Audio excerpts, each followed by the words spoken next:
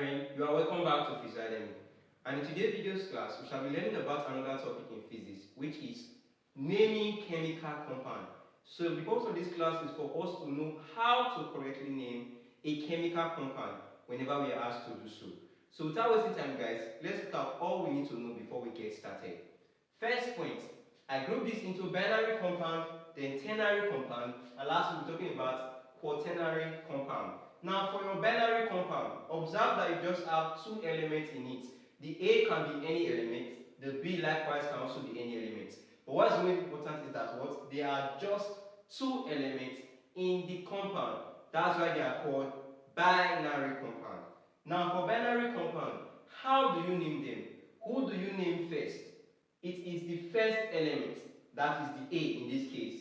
After that you name the B. So the progression is from A to B in the order they are arranged. Now, what are the important things you must say when you are naming the A of a binary compound?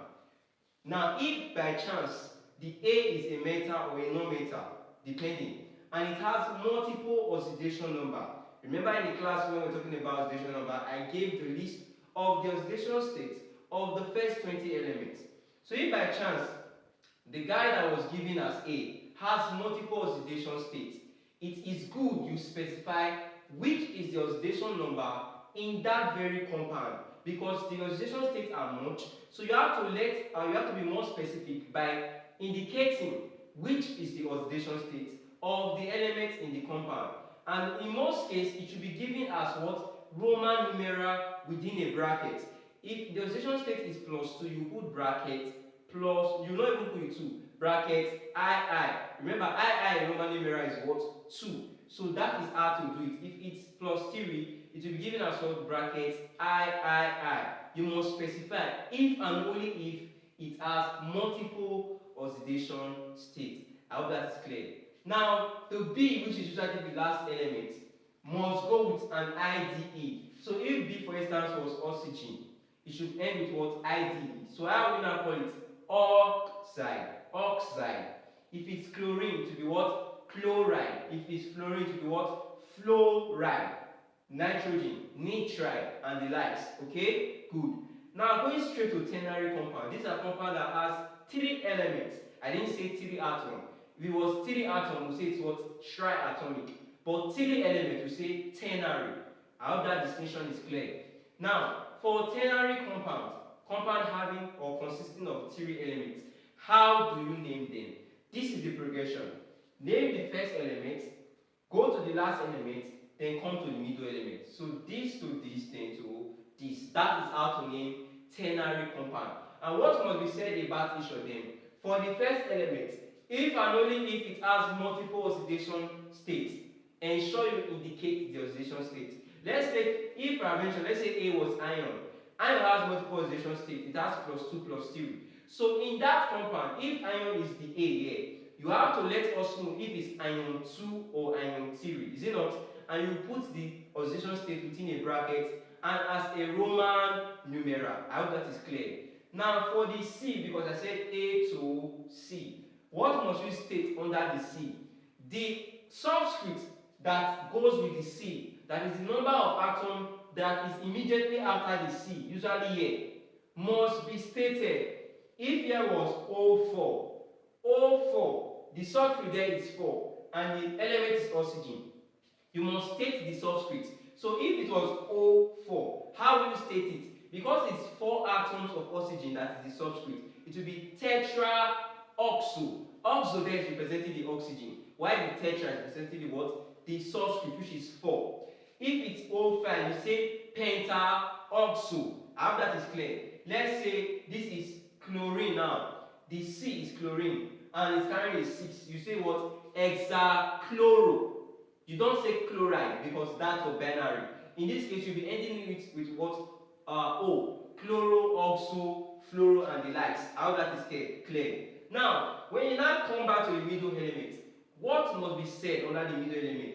First thing first, the middle element, whatever it is, must end with an ATE. But for binary, it will end with what? An IDE. Now, example, if here was chlorine, it will be what? Chlorate. If it was phosphorus, that is the middle element, it will be what? Phosphate.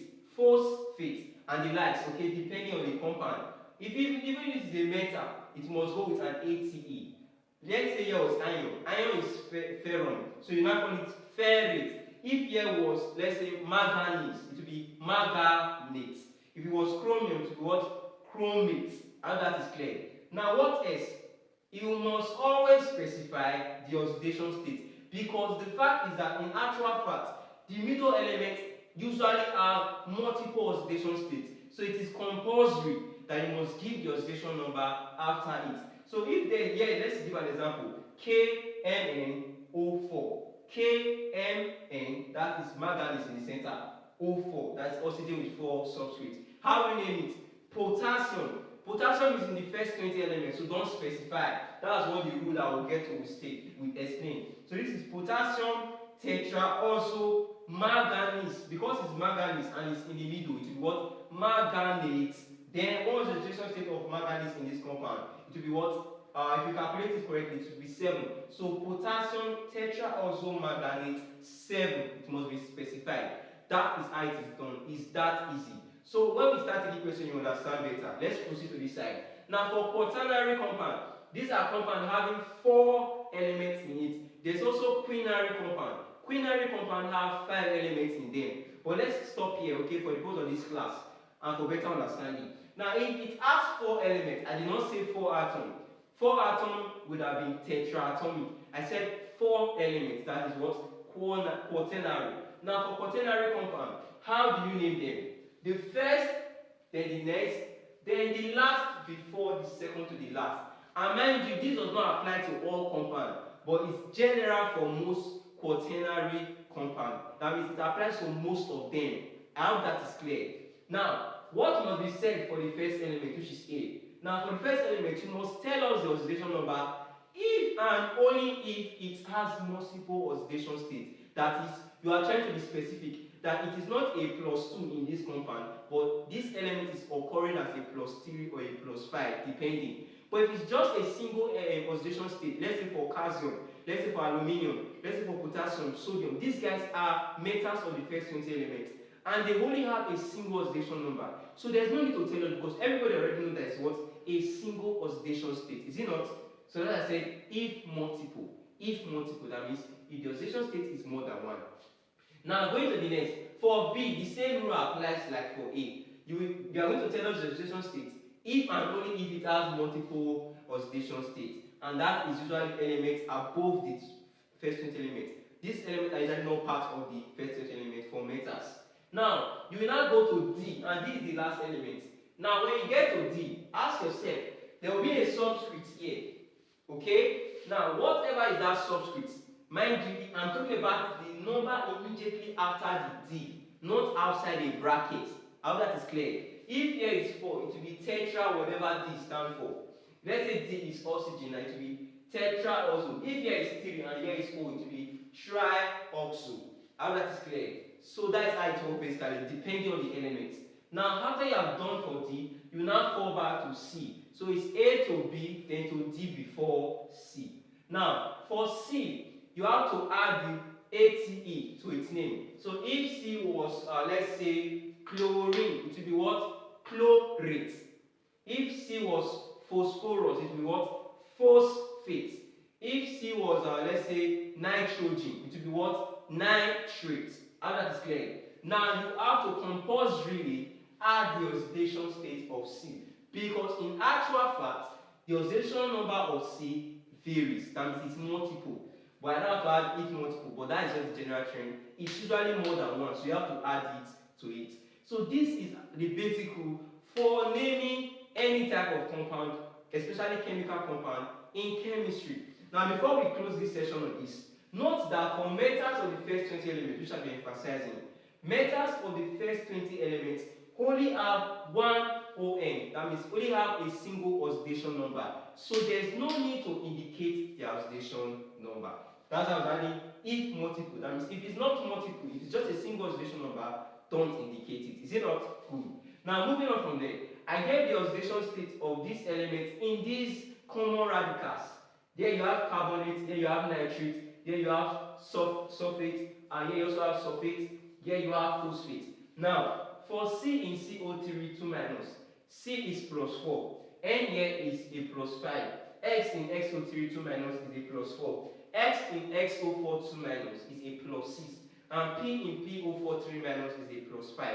So guys, now you have this background knowledge in your head. I can tell you that you are ready to answer any questions under naming chemical compound. So without wasting time guys, let's take some questions.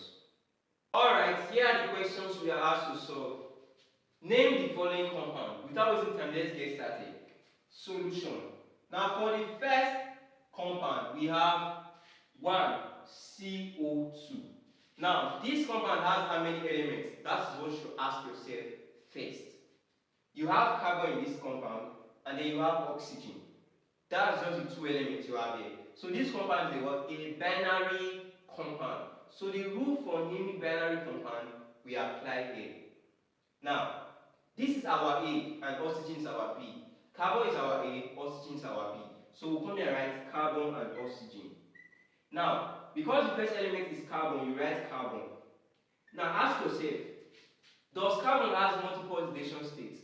From our video class under carbon, I said carbon can either be a plus 2 or a plus 4, is it not? So it has multiple. So in this compound, it is a must that you specify which oxidation state carbon is occurring in this very compound. Now, how do you find oxidation states? CO2, okay, this is the compound. Carbon, just take it to be unknown. Then plus, how many atoms of oxygen? 2 in brackets. What is the oxidation state of oxygen? -2. Now, is there a charge? No charge. So it will be equal to what? 0. So C plus 2 times -2 is -4 equals 0. So move -4 this way. Carbon is equals to what? +4. So it means that the oxidation state of carbon in CO2 is what? +4. Now, if you want to know how to fully calculate, or you want the full video on how to calculate oxidation state for any chemical compound, do it to check the link in the description. You will get the full video there.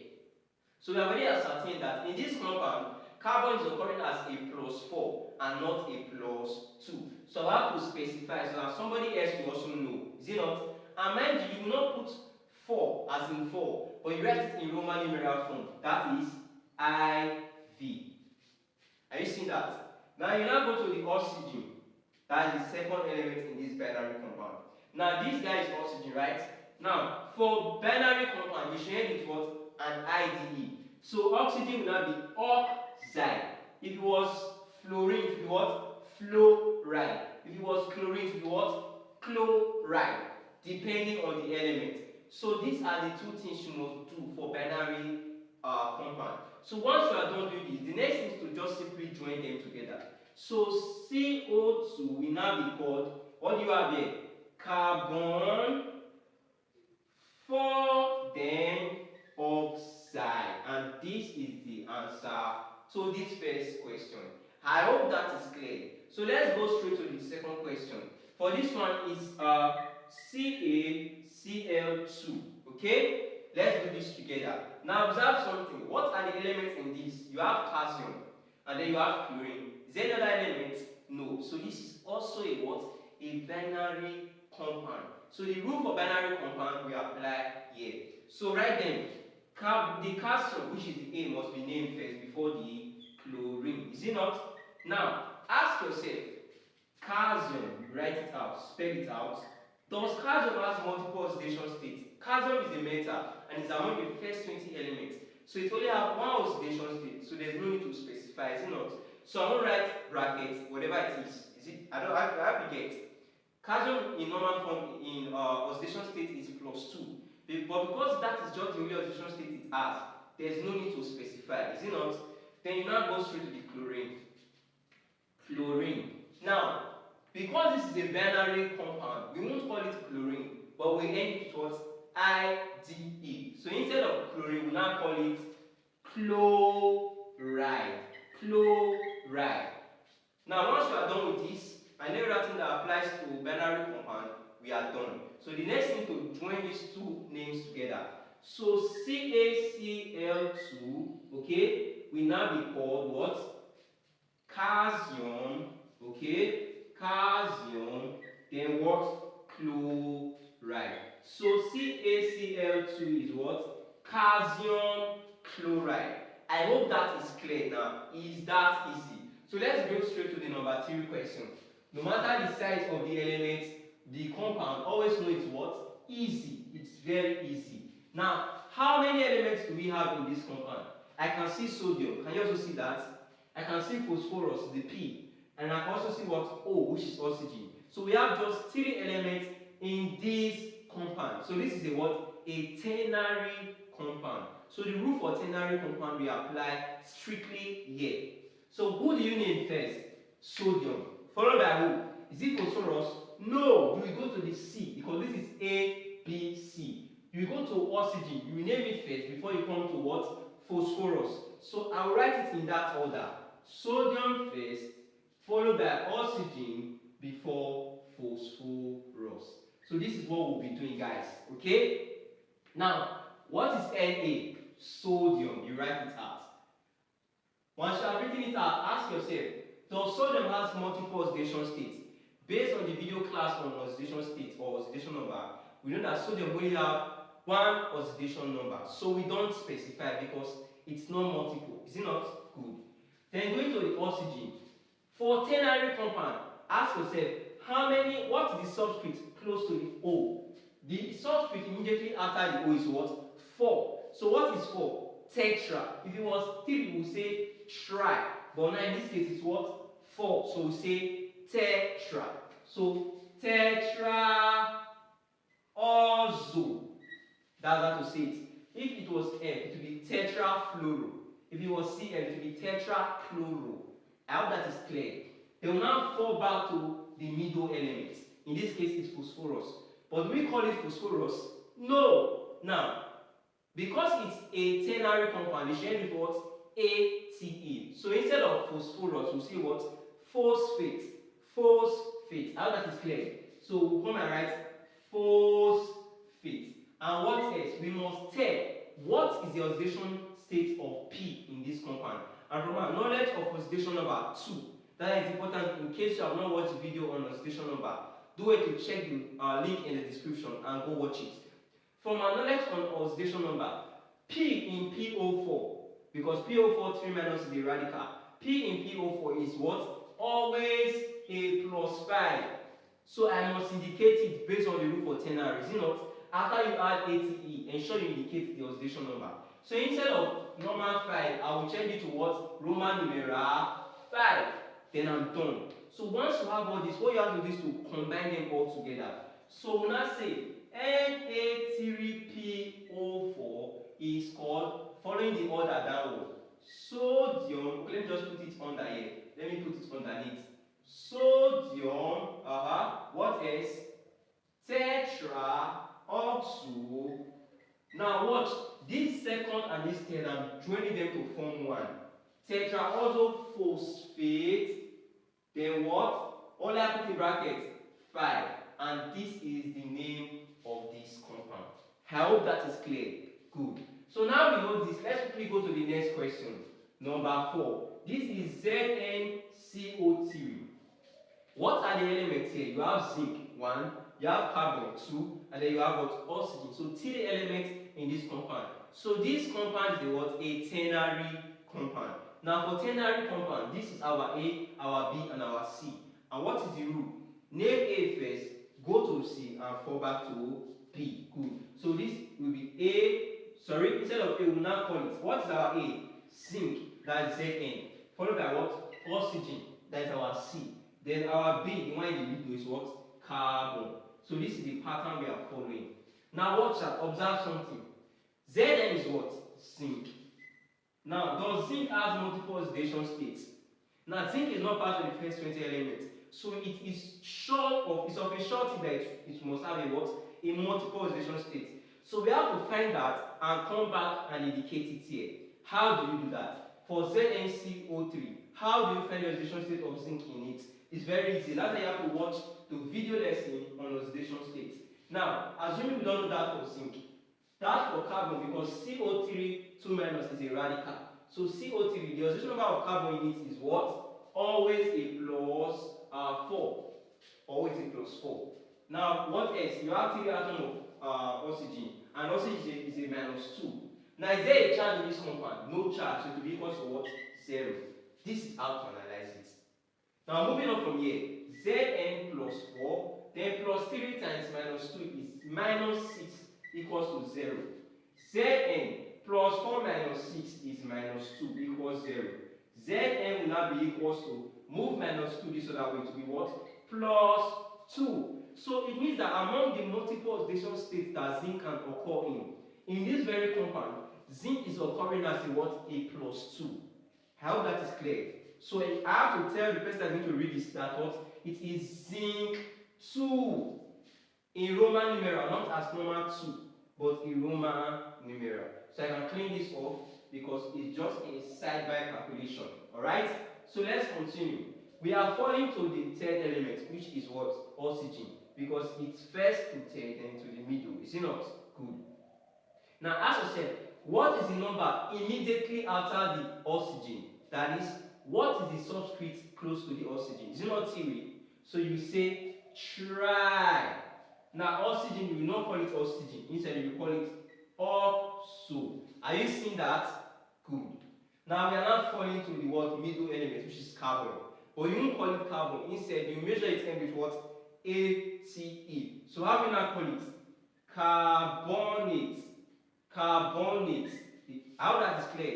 Good. Now, you must tell us what is the oxidation state of carbon in this. And because CO3 2 minus is a radical, and carbon in CO2 is what? A plus 4. I've already given you all this list of radicals in the video lesson under oxidation state. If you have not checked it, do go and check it out. So I will come here and write 4. But is it as normal 4? No. How will I write it? In Roman numeral. So this will be what? IV. So once I'm done with this, I'm done with this compound. What do I have to do is what? Join them all together. So ZnCO3 will now be called, going downward, I will say zinc 2, then what? Trioxo. Like I said, you are always going to be joining these last two together. Triosocarbonate 4. Triosocarbonate 4. So you are joining them together. Triosocarbonate, then what? 4. And this is the name of the compound. Ensure the first letter, X, Z, is in capital letter. But this one should be in small letter. How that's clear? Then last question under this, number 5. We're told to what? Name this compound. It is KALSO42. Now you have to listen here because this guy is a little bit going to be tricky. Now, how many elements? I can see potassium, I can see aluminium, I can see what? Sulfur, and I can see what? Oxygen. So 4 elements. So this is a what? A quaternary compound. So the rule for quaternary compound is what I will use here. Is it not? Good. So who will I name first? Calcium, potassium I mean. Who will come next? Aluminium. Who will come next? Oxygen. And who will come last? Sulfur. If you remember the pattern for quaternary, you know that what I'm saying is the exact thing. So in that pattern too, I'll write it out. K followed by Al followed by what? O before X. Clear? Good. Now let's name them now. Now K is what? Potassium. Is it not? Now you write it out. Potassium. Now next question. Because under quaternary, if this guy has multiple oxidation states, you must tell us, you must indicate, is it not? Now does potassium have multiple oxidation states? The answer is what? No. So I won't indicate. Now going to Al. Al is what? Aluminium. Aluminium. Based on the rule, you will write out the name. Now does aluminium has multiple oxidation states? No. So I won't indicate. So only have one oxidation state. So I won't indicate. How that's clear. Now going to the third element in the naming pattern. What was the naming pattern under quaternary state for the third element? So that you must tell us the subscript. Now you have to be very careful here. This is O, and there's a number immediately after it called the subscript. Now, what is the subscript after O? It's 4, not 2. Not 4 times 2. Are you clear? The number immediately after oxygen is what? Letter or number 4, is it not? So that is what we call it. So this is tetra, standing for what? 4. And because it's oxygen, we say oxo. If it was chlorine, you say what? Chloro. If it was fluorine, you say what? Fluoro. If it was nitrogen, you say what? Nitro. Depending. Is it not? Good. Now you now fall back to this guy. Now this guy here is what? X, and X is sulfur. But because this compound is a quaternary compound, you won't just write sulfur. Instead, you add ATE. So this will be what? Sulfate. So you write SULPHATE. So this is sulfate. And it is a must to must tell us the oxidation state. And like I've already given under the class in oxidation state, XO4, the oxidation number of X in this compound is always a +6. So there's no need to even calculate again. Now, how do you write +6 in Roman numeral? VI. Is it not? So all these names that you have derived, you are going to be what? Writing them out. And these last two, they are always going to be what? Joining them together. So how will it now look like? This guy will now be called, that is KALXO4, will be called, following the pattern, to now be called potassium, followed by what? Aluminium, followed by what? Tetraoxosulfate, 6. Tetraoxo, okay, let me just manage it. Then sulfate, 6, VI. Mind you, this and this is 1. There was no enough space, I have to manage it. It's tetraoxosulfate 6 as 1. Just so you have this as 1. So this is the name of the compound. Potassium aluminium tetraoxosulfate 6. And that is how to name chemical compound. I hope this video lesson on chemical compound was thoroughly understood by you guys. So back now, I'll be giving you guys some questions to try your answer on.